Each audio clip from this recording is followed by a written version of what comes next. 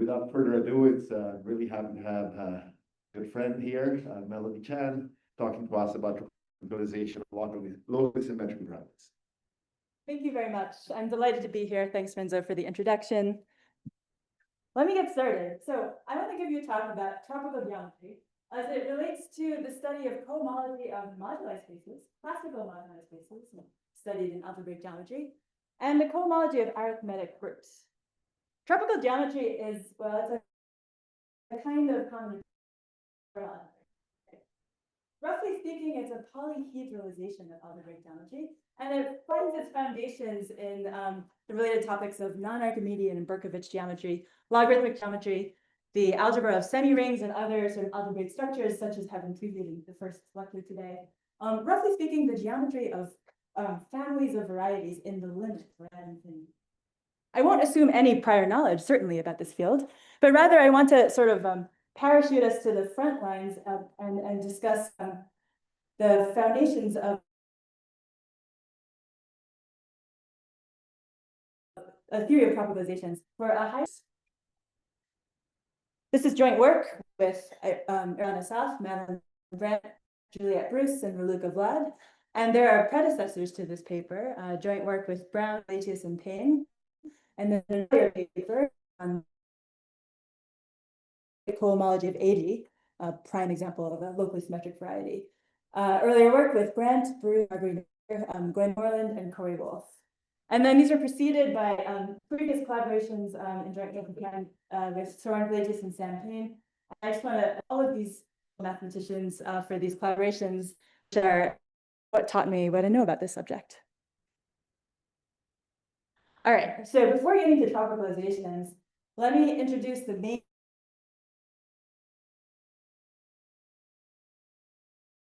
Shimura varieties, thanks to the work of Shimura and Delina. I will stick to locally symmetric varieties. It's more formal varieties. They are sort of closely related to the notion of Shimura variety from number, are defined over number, and when you take their instantiations as complex manifolds, like their C-value points, you get disjoint, like a disjoint union of copies of locally symmetric varieties. So I'm going to stick with this terminology, and I'll start with a definition, but preceding that with a family of examples to motivate the whole concept. As I mentioned, they often enjoy interpretations as moduli spaces of motives or Hodge structures. And as you'll see from their very construction, they hold the data of the cohomology of a group in their rational cohomology. So I want to start with a point of common ground, which is the first example, A1, the moduli space of abelian varieties of dimension 1, or if you wish, elliptic curves. So let's start here with this probably familiar example. Every abelian variety of dimension 1 can be presented to you as C mod a full rank lattice, and you may as well assume that your lattice is generated by the real number 1 and not real number tau, which I might as well, without loss of generality, take to be in the upper half plane, H. This H will actually play an outsized role. And so now it remains only to ask ourselves, when do two taus, like tau and tau prime, communicate the data of isomorphic abelian varieties towards producing, of course, a mod thereof? And this is classical, and you may have seen this picture before. The answer is that it's the action of an arithmetic group, the group SL2Z, acting on the upper half plane by these very classically understood fractional linear transformations that exactly communicates when two numbers, tau and tau prime in the upper half plane, give isomorphic abelian varieties. And in this way, A1 is now presented to you as a quotient of the upper half plane by the action of this arithmetic group, which for future purposes, like in the next minute, I'll just remark is the same thing as a symplectic group, SP2Z. The group of integral matrices, invertible, that preserves a fixed alternating form in a vector space. Anyways, I've drawn the typical picture, splitting up, like chopping up my upper half plane into fundamental domains for the action. And I've highlighted in red the sort of historically favorite fundamental domain. So if you do some appropriate glowing on the boundaries of that region, you actually get a real picture of A1 in this case.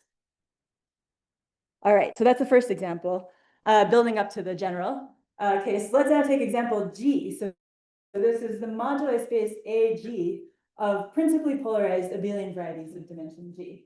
The exact definition of principal polarization, while certainly important, is not actually going to be visible in my story. Let's just focus on like classical fact about abelian varieties. The classical fact of an abelian variety is, again, it's a complex torus. It can be presented as C to the G, mod some full rank lattice, so free abelian group of rank 2G.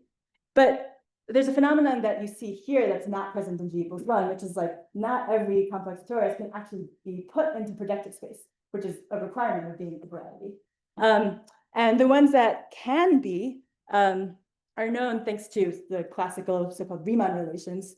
Expressible, it's a very similar presentation as the G equals 1 case. You can express such a variety as the quotient of C to the G by a full rank lattice of the form Z to the G plus tau Z to the G. Think of this as communicating a G by 2G matrix whose columns give a basis for your lattice. And this tau can be taken from the so-called Siegel upper half plane. It's a literal generalization of the complex upper half plane. The space of G by G symmetric complex matrices, whose imaginary part, viewed now as a real symmetric matrix, is positive definite, all positive eigenvalues. This is, for example, if you take G equals 1, you get the actual upper half plane back. This is a direct generalization. And then just to tie in the principal polarizations for those of you wondering about that, there's, for a abelian variety presented in this form, there's a sort of canonical choice of principal polarization for such a tau.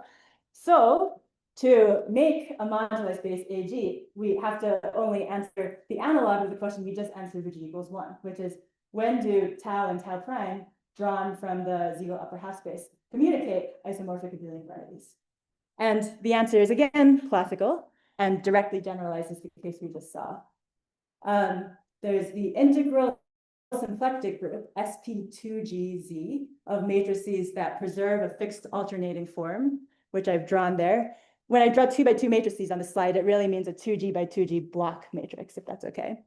And this group that I'll denote gamma henceforth acts on the Siegel upper half space by something that directly generalizes these fractional linear transformations, which is written at the bottom.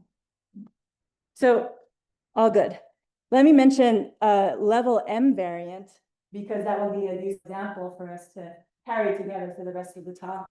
And because it sort of highlights that the particular choice of gamma is actually not so important.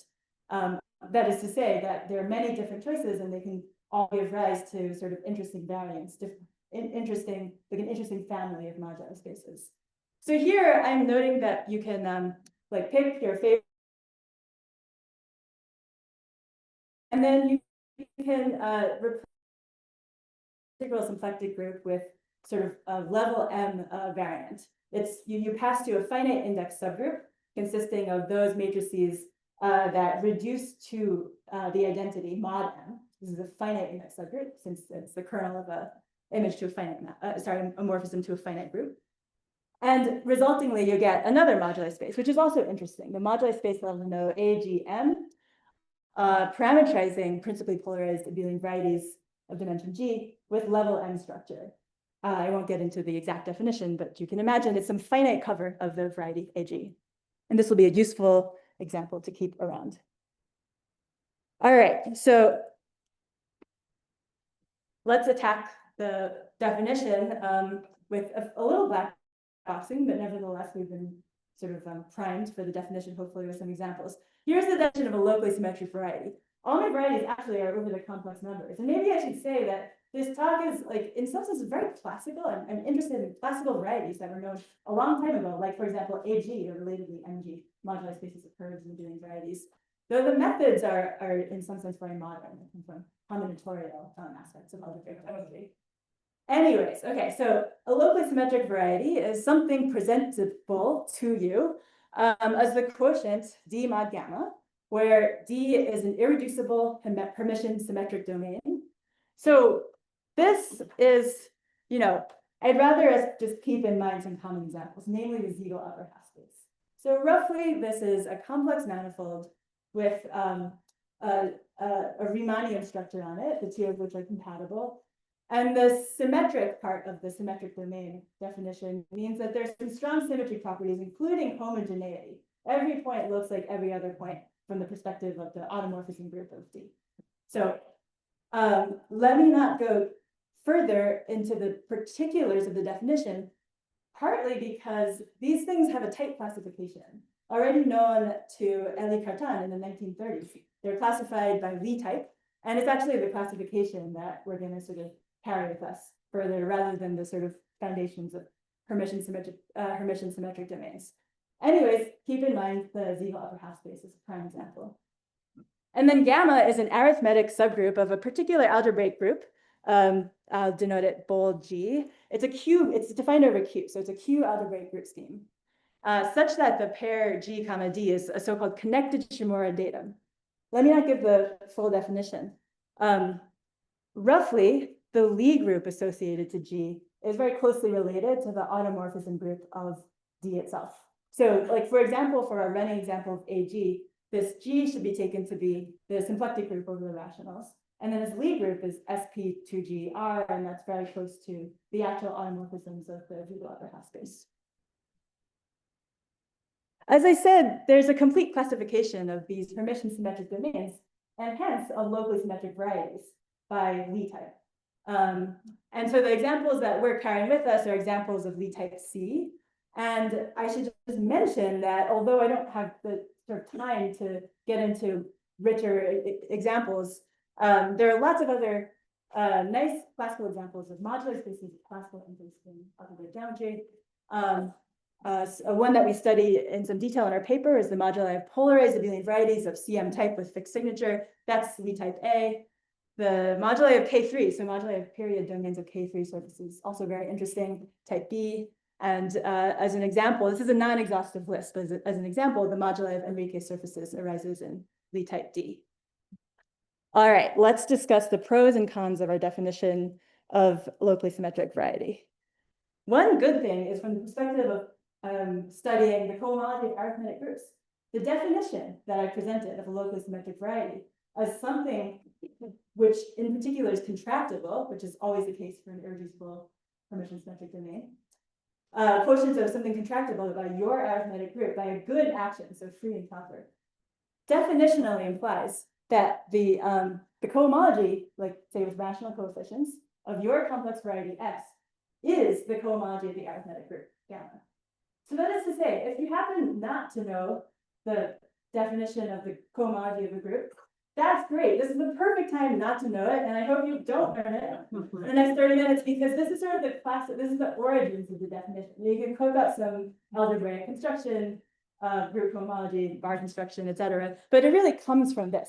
You take any classifying space for your arithmetic group. So by this, I mean something, you can think of it pretty loosely. It's just a space you got from taking a contractible space and quotienting by a nice action of your group. For example, as on the slide, the circle is a classifying space for the integers. It's R naught Z. So then sort of definitionally from the foundations of what group cohomology is, we are studying nothing but the cohomology of the arithmetic group gamma if we're interested in the rational cohomology of X. So that's an upside. Downside, the definition that I presented is not truly a definition. In particular, it makes no effort to convince you that X is actually variety. And this is, it's not trivial by any means. Let me give an analogy for those who might prefer, for some reason, MG to AG, which is like, you know, how would you like tell your friend what MG is? How do you actually construct it? It's like hard. The easiest way to do it is to present it as a quotient of type Miller space, which is famously manifold R to 16 minus 6 contractible by the action of something that's not an arithmetic group, but is often studied in sort of relationship to arithmetic groups, the mapping class group of a genus G Riemann surface. And this is like a correct definition of MG, but again, it makes it not at all obvious that MG is a variety. And in both scenarios, both in the case of MG, which I mentioned just for analogy, and in the case of locally symmetric varieties, you have to do a lot of work. In particular, in the 1960s, the mathematician Satake constructed a sort of complex analytic compactification of locally symmetric varieties, as I understand it, and conjectured that it was in fact algebraic. And then Bailey-Burrell's work proved that compactification of Satake, that will come back later in this talk, was actually a projective variety by realizing it as proj of an appropriate ring of automorphic forms. So, in particular, if the compactification is projective, then the original thing was some open subset, quasi-projective. So this will come back later. But this is just to say that, I think that this is something special about the particular groups that we've talked about. Most prominently, the symplectic group, which is the gamma for the moduli revealing varieties, and sort of relatedly, the mapping class group, mod G, that they have these classifying spaces that we can study in their instantiations as complex varieties. And that is something special, as far as I know. Like if, for instance, you were approaching this from just the perspective of wanting to know something about the cohomology of groups. In particular, we have access to mixed Hodge theory from Deligny in the 1970s. So in other words, if you have a complex variety and look at its sort of its usual Betty cohomology, with or without complex supports, both will be sort of treated on equal footing in this talk. It has extra structure, thanks to the pioneering work of Deligny. Namely, there's a mixed Hodge structure on the rational cohomology of any complex variety, smooth or not, proper or not. The mixed Hodge structure interweaves two different structures, a Hodge filtration, which I will not mention or not need to mention further, and a weight filtration. This is a canonical ascending filtration on the cohomology with compact supports or not of any complex variety. And I'll denote it W sub J. And it's that first subspace, the weight zero subspace, that I'm claiming that tropicalization and that combinatorial methods gives sort of direct combinatorial access to. So let me actually outline that before going further. So I'll now give you a definition of tropicalization. The word tropicalization is used in a sort of broad range of related contexts. So this is not sort of comprehensive by any means, but this is one reasonable sort of instantiation of it. So suppose you have a complex variety. Let's say it's smooth, but probably not proper. Otherwise, this slide is pretty boring. Suppose you take a normal crossings compactification, x bar of x. And then let me simply define the tropicalization of x with respect to that normal crossings compactification as a cone over the dual complex of the boundary. When I say boundary, I just mean the stuff you added, x bar minus x. So hopefully it's communicable in cartoon form. I drew a cartoon of some smooth, but probably not compact variety x. You make a normal crossings compactification. This means that the stuff you added looks locally like the transverse intersection of hyperplanes. And then you can encode that using a combinatorial gadget called the dual complex. Hopefully the picture, if you look carefully enough, makes clear the sort of dimension reversing nature of dual complexes. You have a vertex for every irreducible component of the boundary. You have an edge for every irreducible component of every pairwise intersection, etc. It's a dual complex. And then let me declare the tropicalization to be a cone complex. So it's not a cone in the sort of hardcore algebraic topological sense. It's just like a cone obtained so a cone whose link is the dual complex you started with. So for example, if you have an edge, you now have a two-dimensional cone spanned by that edge. So hopefully the picture is convincing, at least as to what the definition is. Okay, and then I claim deduced from the work of Deligny on mixed Hodge structures, that this tropicalization holds the data of the weight zero subspace of the original variety, the complex variety that you started with rational coefficients. Let me pause to just say something that is sometimes confusing. I agree, if you're wondering, that the tropicalization is contractible. It's a cone. It can deformation retract to the cone point. But it's not to say that its compact support cohomology is trivial, because compact support cohomology is famously not a homotopy invariant. Actually, so for any reasonable space, if you one way to define the compact support cohomology is it's the cohomology of the one-point compactification relative to the point you added at infinity. So like if you look at this picture of the cone complex, for instance, we can picture the one-point compactification. It actually looks like the unreduced suspension of the dual complex you started with which has the same reduced homology groups up to degree shift. So in particular, it's not trivial, and it is as interesting as the weight zero subspaces of the cohomology of X with compact supports. Okay. And maybe this is the right time. Well, I mean, I guess it is because of the slide, but it's the right time to mention that the same story goes through without change, essentially, for a slightly more general class of compactification, generalizing normal classing compactifications. These are called toroidal compactifications, thanks to the work in the 70s of Kempf, Knudsen, Mumford, and Saint-Denis, which prepared the way for the work of Ash, Mumford, Rappaport, and Tai, which is central to the theories that I'm presenting today.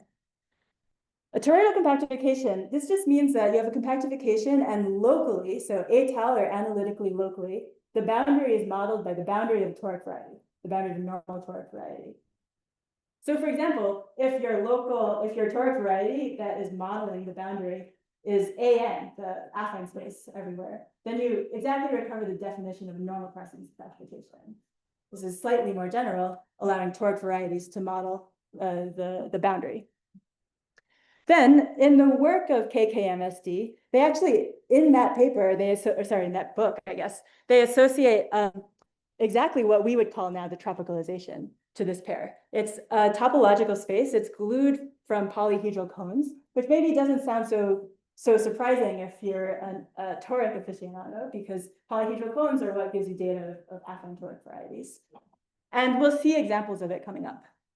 And then again, the same statement, the same comparison theorem holds at this level of generality, that the compact support cohomology of the tropicalization encodes the weight zero subspace. So that's my tagline for these last two slides. Tropicalization, again, in this case, it gives direct combinatorial access to this weight zero subspace.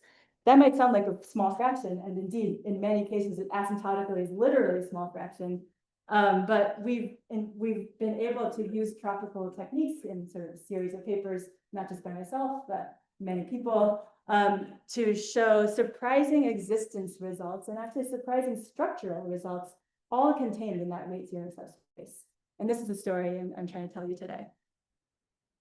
So as it turns out, this talk is actually kind of the perfect time to discuss toroidal compactifications, because it's, as I understand the history anyways, they arose from these authors precisely in an attempt to compactify locally symmetric varieties. And so I actually really want to discuss this because it's the underpinnings coming from 50 plus years ago of our theories of tropicalization of locally symmetric varieties. It's a complicated topic. So I will start with a quick analogy with toric varieties. And then I need to discuss Satake compactifications. That's because toroidal compactifications are essentially built on top of them. You take a Satake compactification, which I'll discuss, and then do some sort of some alteration, you alter it in some way to make a toroidal compactification. And in particular, the resulting thing admits a map back down to Satake. So I have to do it in this order, and then I will actually discuss toroidal compactifications a la Ash, Mumford, Rappaport, Tai of locally symmetric varieties. Okay. So let's do the analogy. So suppose I ask you to compactify a torus, C star to the n. How do you do that? This question phrased at that level of generality is like a little too floppy. There's too much stuff to do. However, if you're interested in restricting your attention to the beautiful walled garden of toric geometry, then there's something really nice and highly structured you can say. You would say that a toric compactification, so a toric variety compactifying C star to the n, can be constructed, and there's a dictionary, so you can construct such a toric variety exactly by providing the combinatorial data that I've called sigma here, a complete fan in the vector space n sub r generated by the lattice of code characters of the torus. As may be familiar if you're familiar with toric, the basic theory of toric geometry. When I say a complete fan, I mean like a polyhedral fan whose support is all of Rn, and it has to be integral with respect to the underlying lattice of co-characters. And so picture is on the right, and we like these pictures for many reasons. In particular, the picture can pretty directly communicate the sort of combinatorics of what you added to your torus to make it compact, and the way in which one parameter monomial families sort of hit the toric boundary. I've drawn some pictures just to remind us of this basic theory. Okay, So believe it or not, we can, if we want, literally apply the first definition of tropicalization that we set forth a couple of slides ago in this case. I mean, it's not that interesting. It just says that the tropicalization of the torus within any toric compactification is, well, it's Rn. It's the space you get when you take all the individual cones, like in this picture, there are 5 two-dimensional cones, and you glue them up on their boundaries. You get Rn back in this case. That sounds not that interesting, but I want to emphasize the definition of the support of a polyhedral fan, if I may, as the space you get by gluing all the cones, rather than, you know, the original ambient space. And that's because pretty soon we're going to see some failure of local finiteness, and then those two spaces will actually differ. But for now, it looks like I'm isolating the most uninteresting thing about toric compactifications of the torus, namely the tropicalization is visibly independent of the actual compactification I chose. It's always Rn. So that sounds very boring. Actually, it's not completely trivial. Already you can see that since Rn has a non-trivial 1-point compactification, you actually are picking up 1 weight 0 class compactly supported in the torus. But anyways, I am picking up something that is totally independent of choices. And that sounds, and is sort of not super interesting in this particular case, but the analogous situation for locally symmetric varieties is interesting. We will make a lot of combinatorial choices as prescribed by the work of Ashmon for Tai to compactify a locally symmetric variety toroidally. And then we will observe that the resulting tropicalizations actually didn't depend on any of that. And yet still have a surprisingly rich structure that is worth studying. And actually, in Mumford's work, he actually writes, he mentions that the sort of lack of uniqueness in the theory of toroidal compactifications sort of put him off at first, but he then sort of came to recognize it as a sort of necessity of doing business in higher dimensional varieties. And indeed, the tropical story, which is particularly independent of choices, shows that there's a lot to be done. Okay, so that's the analogy. All right, so let's start with the Satake compactification of A1. Actually, all the compactifications. This is a little bit too small, but it's the only example I can draw. So we're just going to go with it. So all the compactifications are the same. All you do is you add a point and infinity, and that point has open neighborhoods corresponding to the complex number, the height sufficiently large. There you go. So these are all the same for G equals 1.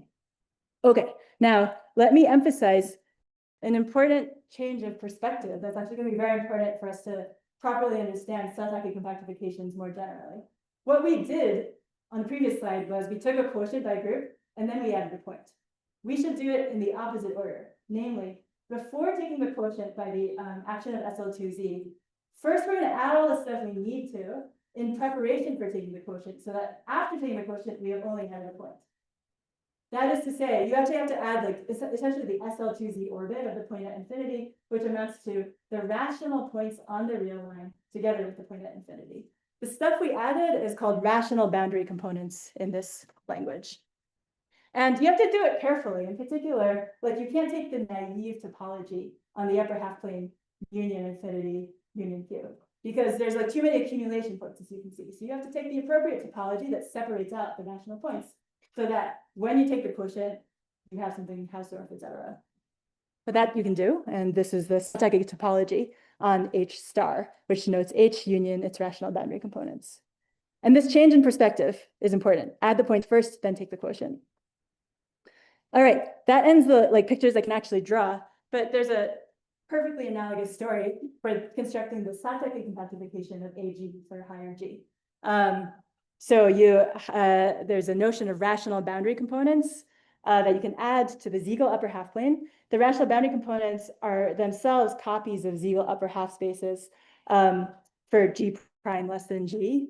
And then you take the quotient. Obtaining the Satake compactification, same thing works for level M structures, for instance. It's not sensitive to the particular choice of gamma.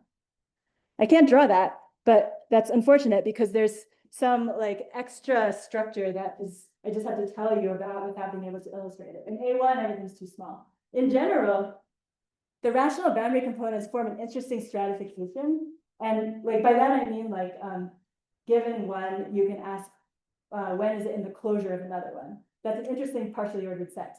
And in addition to that sort of poset structure, there's still the group hanging around that we're about to quotient by. So it'll be convenient to package both of these together, the poset and the group action, into a single sort of bookkeeping category. Let me declare the category RBC, the category of rational boundary components. So it's object of boundary components. And then there's an arrow that expresses both of the relationships we just discussed. So putting it all together, let's say there's an arrow labeled gamma for an element gamma of our group. From F2 to F1, if gamma moves F1 into the closure F2 of F2. And this is a cartoon. And yeah, this is a cartoon of the Hermitian symmetric domain, D star, together with its rational boundary components. So we have constructed, modulo actually making some proof that it's a variety, we have constructed the Satake compactification of a locally symmetric variety. It is algebraic, again, by the work of Bailey-Borel from the 1960s. And for some purposes, it's not quite what we want because its boundary is typically has high codimension and is often singular. In A1, none of that, you can't see any of those phenomena, it's too small. But in general, that's certainly the case. So KKMSD and AMRT modify the Satake compactification to produce a toroidal compactification denoted X bar upper sigma, because the machine takes as input a system of fairly complicated choices of polyhedral data that'll denote sigma. This like bunch of choices is called an admissible collection. And the very rough idea is that you want to specify toric data at each rational boundary component. And you have to do it compatibly so that you can glue everything up. So you can glue based on the poset structure as well as the eventual action of the group. So now I actually want to take you through this construction, at least in its outlines. Oh, here's a cartoon. So like the cartoon is like you're sitting at a boundary component F.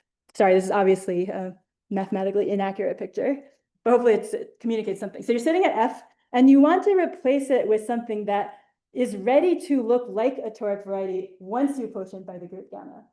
So, but it's worth mentioning, like, you don't see all of the action of gamma when you're sitting at F. What's really relevant is the action of a subgroup that I'm denoting gamma sub F, the intersection of gamma with the normalizer of F. So basically the stuff in gamma that fixes your boundary component. That's all you're seeing, sort of locally at your boundary component. And I'm going to refer to this as the personal arithmetic subgroup of F from now on. And I hope that makes sense. Because of this, again, because of the switching of orders, because we want to be toric only after we quotient by the group gamma. Stabilizer, like the stuff that's fixing F. Thanks. Okay. And yeah, there's an additional layer of complication that is elided in this slide. Really, what you have to do is this group gamma F has a Levy part and a unipotent part, and you have to do a two-step quotienting. So you quotient by one part, and then you're ready to replace by locally toric data, and then you quotient, then you look locally toric. All right, but let me not get into that. None of this, unfortunately, is visible in the one case I can actually draw. So now I'm actually going to define an admissible collection. It's complicated. I mean, it's complicated because it's leaf theoretic, so it's complicated for me because it's leaf theoretic. But I'm going to give you actually like at least in outline form the definition.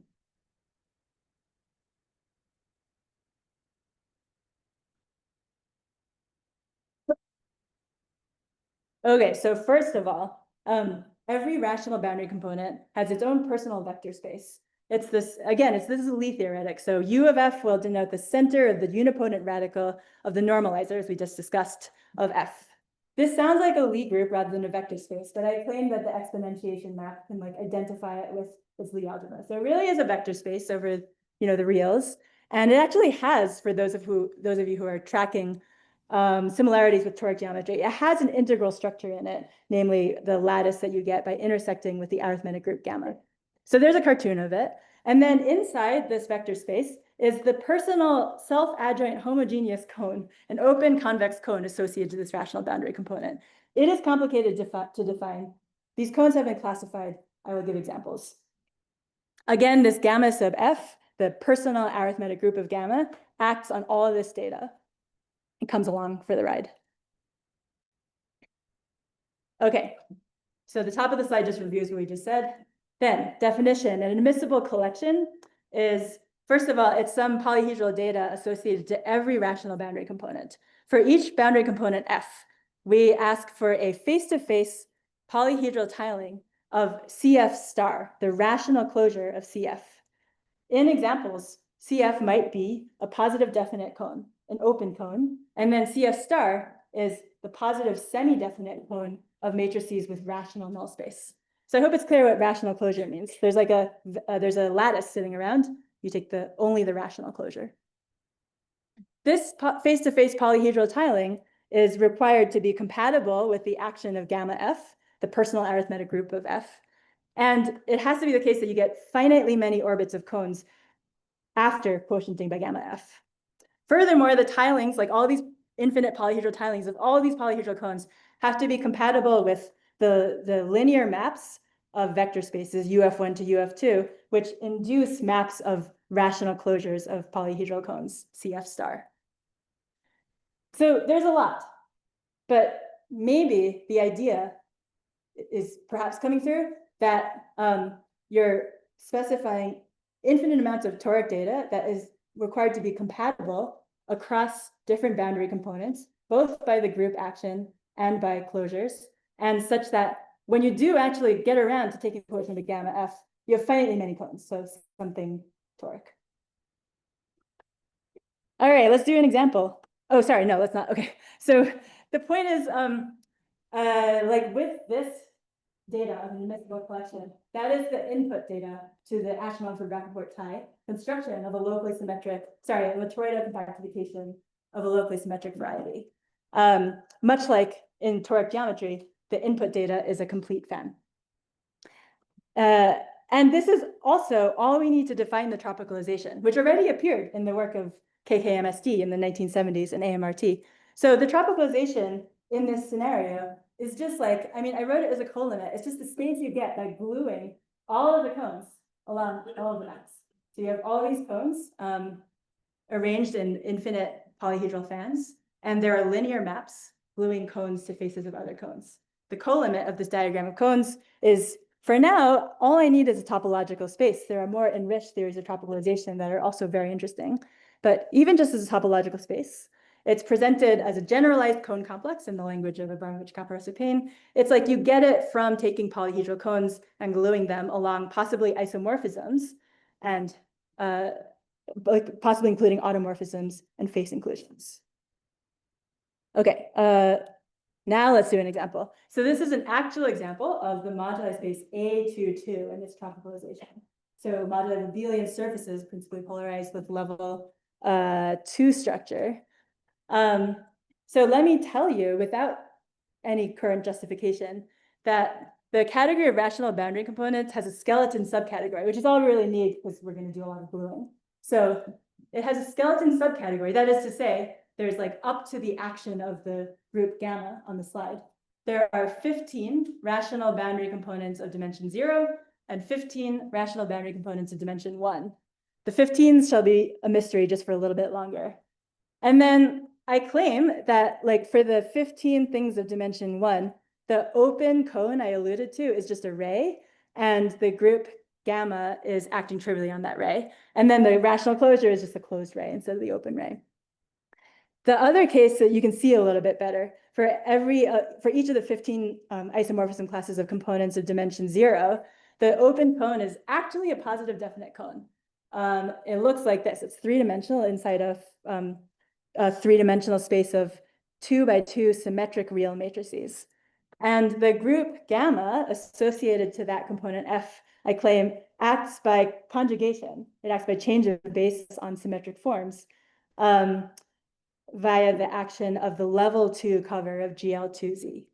So what I've drawn here, like, is on the right is a polyhedral tiling of the form I described, satisfying the conditions before. And the existence of such polyhedral tilings is super non-trivial, and it goes back to the work of Voronoi in the early 1900s that you can produce such tilings.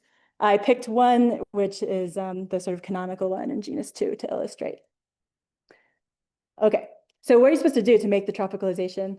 You have 15 of the right pictures and 15 of the left pictures, and there are arrows that communicate both the poset structure and the action of the arithmetic groups. And you have to glue all this stuff to get the tropicalization. So these are gluing instructions to make the tropicalization.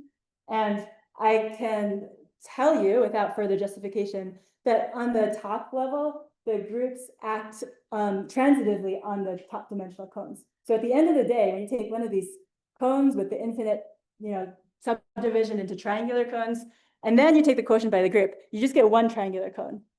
So so now we just have 15 triangular cones, 15 rays, and a gluing pattern.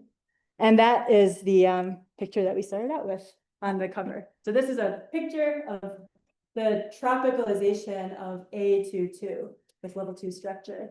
It's really a picture of the link. So the true tropicalization is like a cone over this picture. Every triangle communicates a triangular cone. Every dot communicates a ray, and so forth.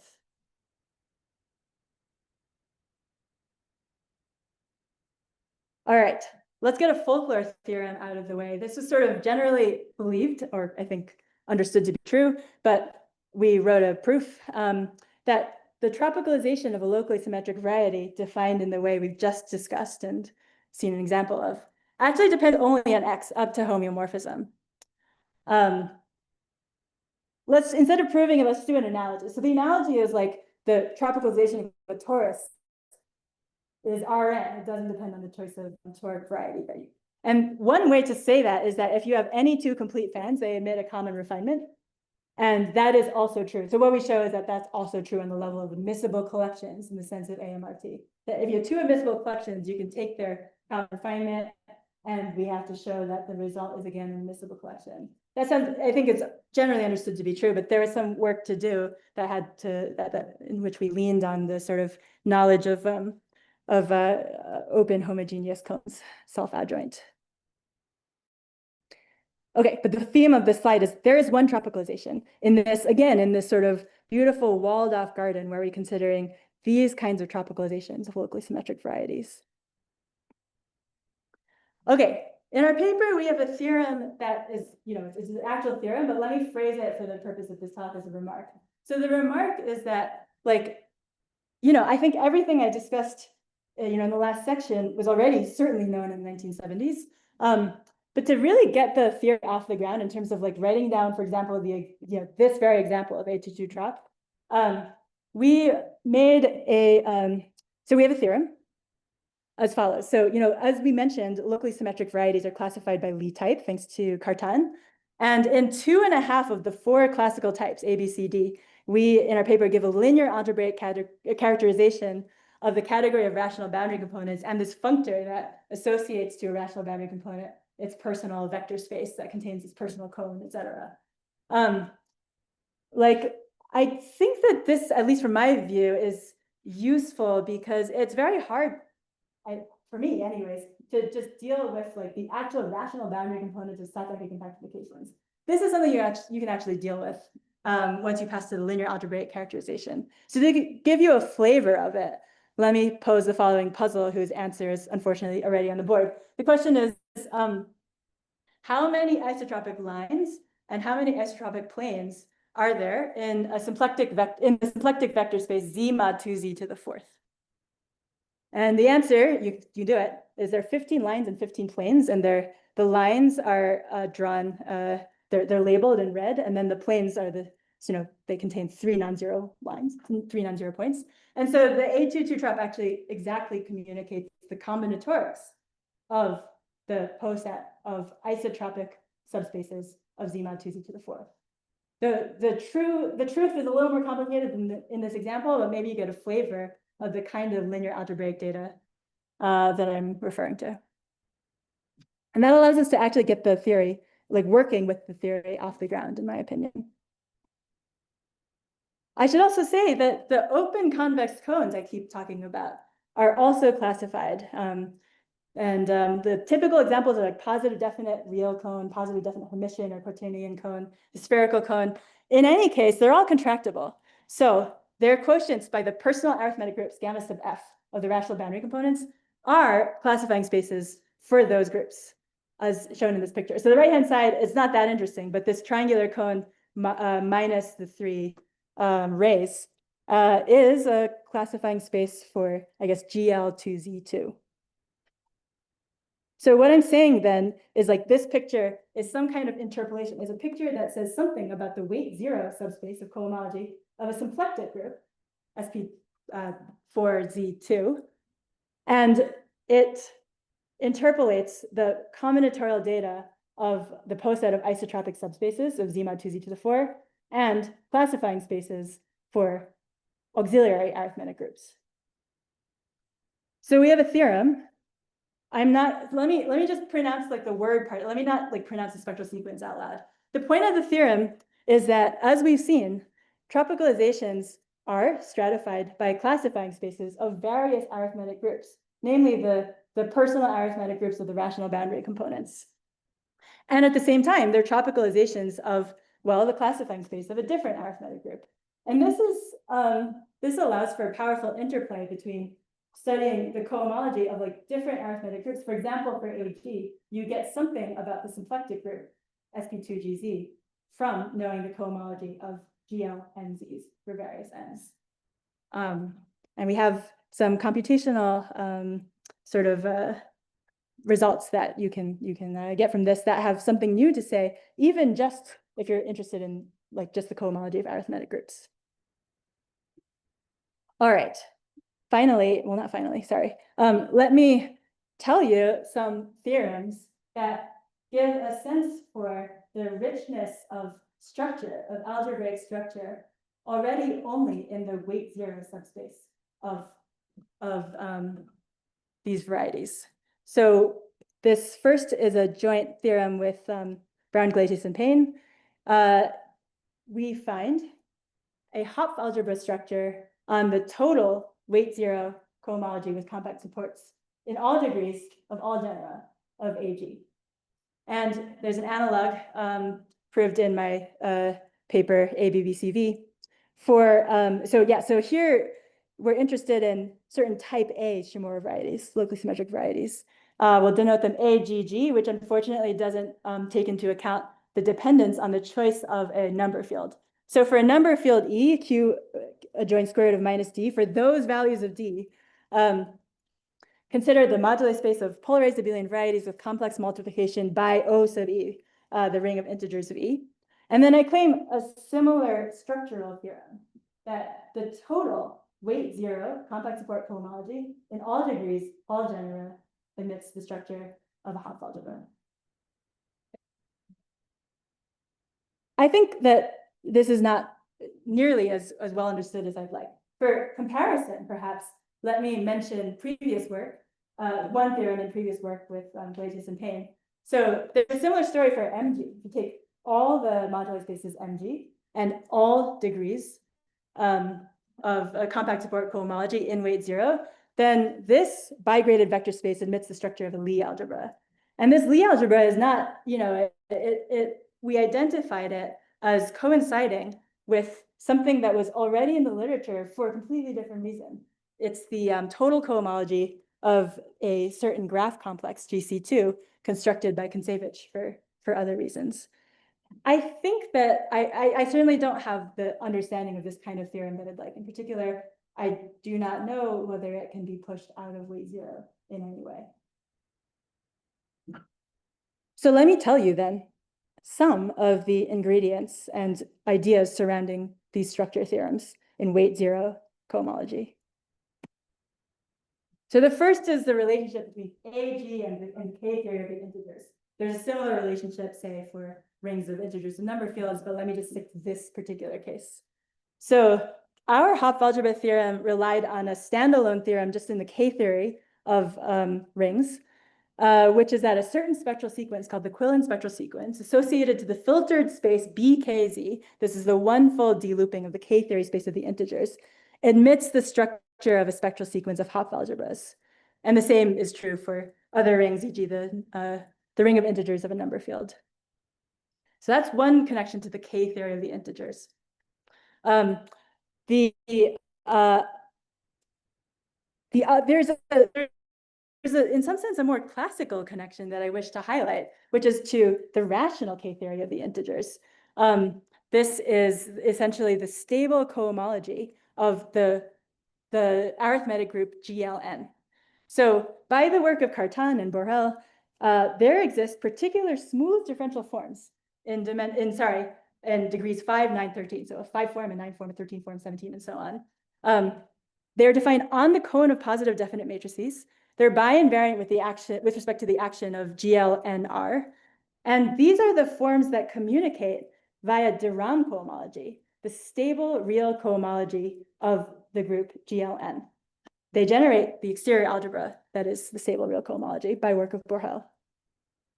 So I want to highlight this because it was by integration of differential forms on the tropical moduli spaces AG trop from work of Francis Brown and Oliver Schnetz, as we showed in our work, our joint work. This integration showed that a large free Lie algebra, conjecturally all of it, the free Lie algebra generated in all those degrees, but because of computational constraints, at least that large free Lie algebra on the slide, sits inside the Lie algebra of primitives of the Hopf algebra I just described. And this integration result is one of the ingredients that goes into some exponential growth results that are a consequence that we deduce in joint work. They're exponential growth results about weight zero compact support cohomology of AG, but also by going sort of the other direction in the tropical machine, exponential growth results in cohomology of arithmetic groups, GLGZ, and closely related SLGZ. Okay, so maybe some moralizing. I mean, I said that we could do good stuff by studying topology of tropicalizations. How do you study the topology of tropicalization? I mean, you can do it cellularly. So a cellular cohomology theory, e.g. the theory of symmetric delta complexes, as we put in our paper with Glacius and Payne. That's a theory that allowed us to make the connection, for example, to Kontsevic's graph complexes. Like, for example, MG inside MG bar, the boundary is famously stratified by graphs if you're sort of a practitioner. And a cellular theory of the boundary complex, therefore, says something about graph complexes and their relation to weight zero compact support cohomology of MG. But here, interestingly to me, and something I'd like to think about more, it's sort of like a de Rham approach, in which, thanks to the work of Francis Brown, earlier work of Dennis Sullivan, it relates the toroidal compactification of AG to the stable cohomology of general linear groups via actual differential forms that you're integrating on the tropical modular space. I think this is deserving of further attention. There's a left and right action of the group GLNR, and I'm claiming that it's invariant with respect to that entire action, and in particular with respect to the conjugation action of the arithmetic subgroup GLNZ. Okay.